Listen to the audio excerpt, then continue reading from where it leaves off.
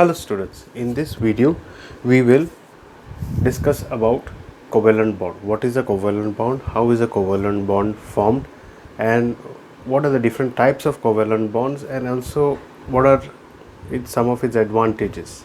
Okay, so let's begin first with what we have learned previously, that is about the valence electrons and valency. In case of formation of a hydrogen molecule meaning we are talking about H2 molecule, okay, which means there is a bond formed between two hydrogen atoms. And how is that formed? First, what we did in this case is we checked the atomic number of hydrogen, which is equal to 1, which means the number of valence electrons, okay, was also found to be equal to 1, which means in order to complete the shell to gain noble gas configuration, it needed one more.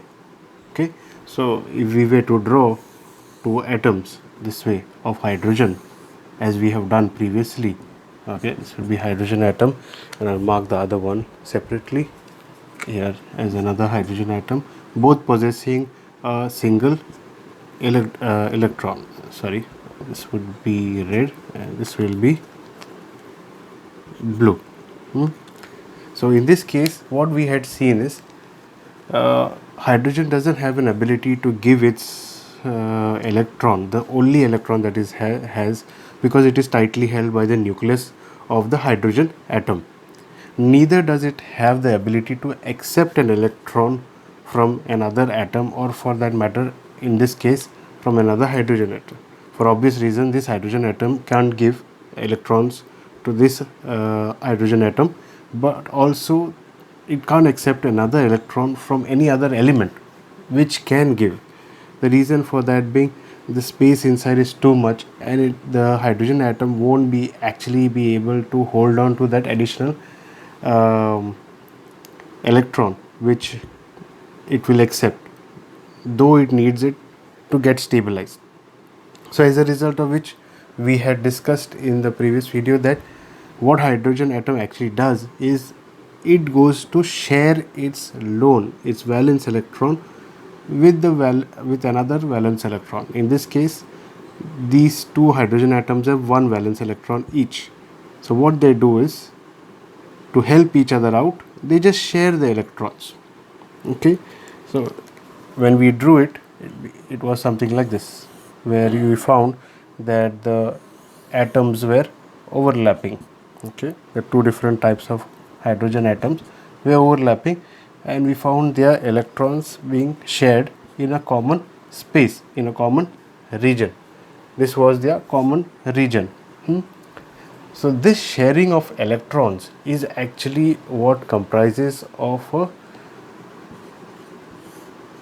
covalent bond. Okay, it comprises of a covalent bond. The word covalent actually comes from comes from valency. Okay, so we are talking about valence electrons. Okay, and covalent actually tells you that the bond that is formed is because of sharing between the valence electrons. Sharing, co, we have cooperative. Covalent means there is sharing between two atoms, and valent meaning it's telling you there is sharing between the valence electrons. Okay, so covalent electrons are different from ionic compounds, as in ionic compounds you have a charge, whereas covalent compounds do not have charge, as a result of which also a property of covalent compounds or bonds is that they are poor conductors of electricity because of the lack of charge in covalent in compounds containing covalent bond. Okay, so this is how a covalent bond is formed. It is formed between sharing between valence electrons, and sharing depends on whether an atom can lose or gain valence electrons or not. Okay, the same thing is also seen with other like we have seen it in case of oxygen or we had seen it in case of nitrogen as well. Okay, so what we know about this covalent bond is that in this case the example taken is hydrogen. So hydrogen shares its valence electrons present in its outermost shell. Actually there's only one shell present in case of hydrogen atoms, and it shares the electrons present in the outermost shell, okay, with the outermost shell of the combining atom of the other hydrogen atom. Okay, and due to this sharing of this one electron each from either atoms, okay, a covalent bond is formed. So hydrogen atoms share one atom each. Now, some of the properties of covalent bond containing compounds are that in this case also we see hydrogen, the hydrogen bond is very strong and hence stable. It is stabilized because both have now satisfied the condition of having two electrons in their outermost shells. Okay, by sharing the region or by sharing their valence shells, now they have become extremely stable, and this is an extremely stable bond, as a result of which it is a very strong bond. Okay, next is compounds possessing covalent bonds not only have strong bonds within the molecules, but the intermolecular forces are very small, leading to low melting and boiling points of this compound. So these compounds are known to have low melting and boiling points, and due to the sharing of electrons, as I told you, no charged particles are formed, that is, no ions are formed, due to which covalent compounds are poor conductors of electricity. So if we go to list down the properties of covalent compounds, so if we say properties of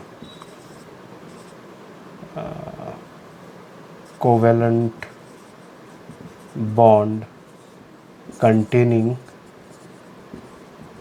compounds, if we recap, we will see first thing is they form extremely strong bond.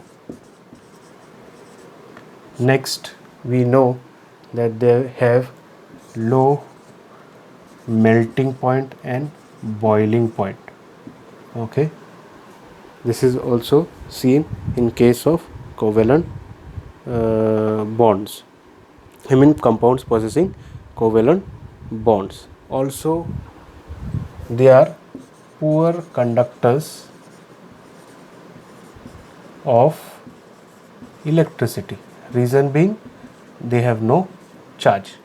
Okay, unlike ionic bonds, which have a positive and negative charge. So these bonds have no, because they share. There's no free ions over here. Everything gets shared in this type of a this type of a intermolecular bond. So these are some of the properties we have seen in case of covalent in compounds possessing covalent bonds. Now there are three types of covalent bonds. We have the single covalent bond, then we have double covalent bond, and we also have the triple covalent bond. Now what we see on our screen over here, this is a type of a single covalent bond. Okay, a single covalent bond, because over here only one single bond is formed between hydrogen atoms, because one electron from each atom is shared. What about a double covalent bond? Let's look at an example of double covalent bond. So for a double covalent bond, okay, just write this double covalent bond. We'll take example of oxygen, which we have done previously. What is the atomic number in case of oxygen? It is 8, that means the distribution or configuration of electrons, okay, in shells would be 2,6. As a result of which, is that we need 2 more electrons to complete the octet. so that it becomes stable.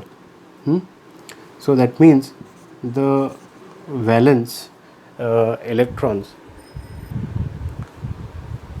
in case of oxygen would be 6. Remember, valence electrons and valency are two different things. Valence electrons are the number of electrons present in the outermost shell, that is this. These are your valence electrons, and valency is the number of electrons required to gain stability. Okay, that is, either it has to lose electrons or gain electrons, and whatever electrons that need to be lost or gained, those comprise the comprises the valency of that particular element. In this case it will be 2, because 2 is required to complete the octet in case of oxygen. We are not concerned about the valency here, we are only concerned about the valence electrons. So the valence electrons 6, that means 6 electrons are present in the outermost shell. So if in the previous we had also done the electron dot structure of oxygen, sorry, let's erase this, and okay, we take two different atoms over here, and if we take two different atoms over here, then I'll draw this over here so that we have a continuity. Okay, if we have two different atoms here, let's say both these are oxygen atom, I'll mark them separately. Then we have to mark or we have to show the 6 electrons in the outermost shell, and we do that by showing these crosses. So 2 here, 4 and 6 total, and there would be 6 electrons here, 1 2 3 4 5 and 6. Okay, so when it comes to electrons, once again these two electrons end up sharing the ones which are here. So what will happen is we have to draw an overlapping atoms so that we show the common space or the common region. Mark this as O, and with a different pen we will mark this as O, and what will show is 2 electrons from oxygen are being shared this is, and 2 from here is being shared. The remaining rest remain the same over here and here. So these 4 electrons continue to remain there, and only 2 electrons are being shared for the same reason we discussed with hydrogen. So this forms 2 bonds are formed over here, not just 1, 2 are formed, 1 and 2, because it is being shared by 2 pairs of electrons. So if we show the structural formula, so it would be something like this, with a double bond in between the 2 oxygen atoms, and because there is 2 bonds between the oxygen atom, 2 covalent bonds are formed, hence the name double covalent bond. So these form the double covalent bond in case of oxygen. Okay, let's take an example to showcase what is a triple covalent bond. As the name suggests, triple covalent bond, that means there has to be 3 covalent bonds formed between 2 atoms. So we'll take the example of nitrogen, which has an atomic number of 7. So the distribution of electrons in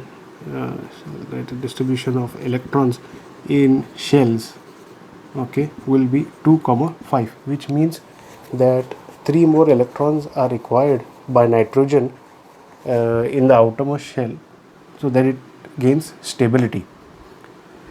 So that means the valence electrons in this case are 5. When it comes to valence electrons, as I have said, we only look at the electrons which are present in the outermost shell, and in this case it is 5. So if we go to draw 2 atoms of nitrogen, it will look something like along these lines. Okay, and we are depicting only the electrons present in the outermost shell. There will be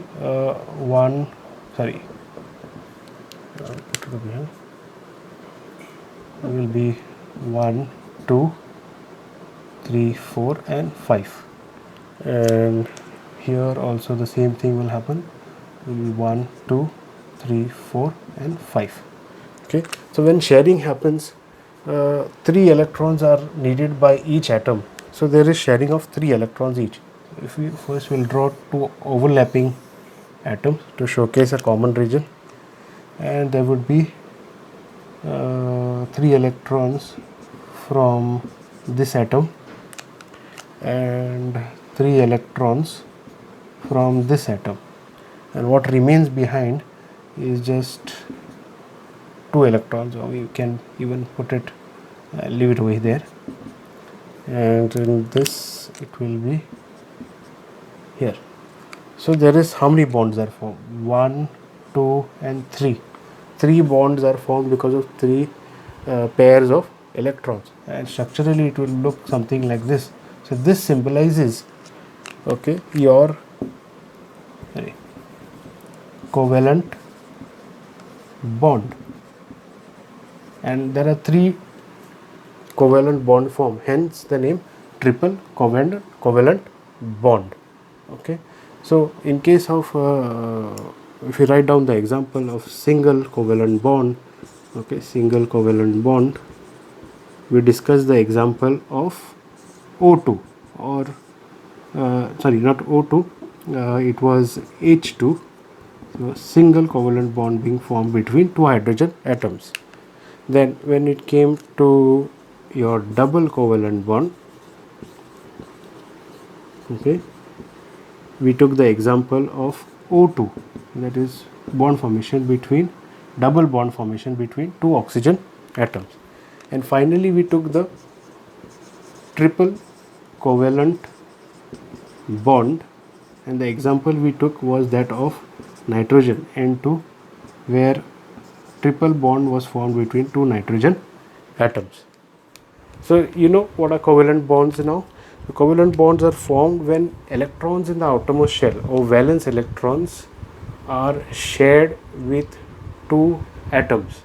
They could be of the same element, or they could be even of other elements. That means we'll look in the next video, wherein we'll go through the covalent bond being formed between 2 atoms of different elements, and we'll draw their electronic dot structure. For example, we have methane, then we have H2S.